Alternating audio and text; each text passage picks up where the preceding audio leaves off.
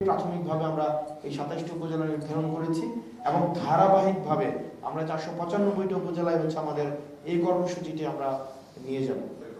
ইতিমধ্যে আপনারা জানেন যে জুলাই পদযাত্রার মধ্য দিয়ে আমরা সারা বাংলাদেশে প্রত্যেকটা জেলায় যাওয়ার চেষ্টা করেছি। সেখানে মানুষের যে নতুন রাজনীতির আকাঙ্ক্ষা তৈরি হয়েছে, বিচার এবং সংস্কারের আকাঙ্ক্ষা তৈরি হয়েছে, একটি সুষ্ঠু, নিরপেক্ষ, অবাধ, অন্তর্ভুক্তিমূলক নির্বাচন আয়োজনের জন্য মানুষের যে আকাঙ্ক্ষা তৈরি হয়েছে আমরা সেটি মানুষের মধ্যে দেখতে পেয়েছি।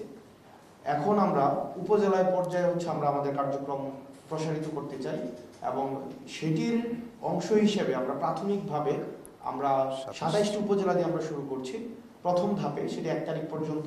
তারপর দ্বিতীয় ধাপে আমরা পরবর্তী সপ্তাহে আবার আমরা হয়তো 30টা বা 50টা উপজেলা আমরা নির্ধারণ করব। সেটি এই কর্মসূচির নাম দিয়েছি আমরা উঠানের নতুন সংবিধান।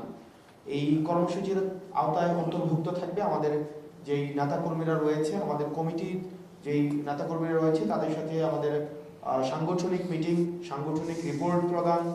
দ্বিতীয়ত হচ্ছে আমাদের এই যে বিচার সংস্কার, নতুন সংবিধানের দাবি, আমাদের গণপরিষদের দাবি এবং গণপরিষদ এবং হচ্ছে সংসদ যে আগামী নির্বাচনে কিভাবে আমরা সংস্কার কার্যক্রম অন্তর্ভুক্ত করতে পারি সেই বিষয়গুলো প্রান্তিক জনপদের সবাইকে পৌঁছে দেওয়ার অংশ হিসেবে প্রাথমিকভাবে আমরা এই 27টি উপজেলা নির্ধারণ করেছি এবং ধারাবাহিকভাবে আমরা 495টি উপজেলায় হচ্ছে আমাদের এই কর্মসূচিটি আমরা নিয়ে যাব।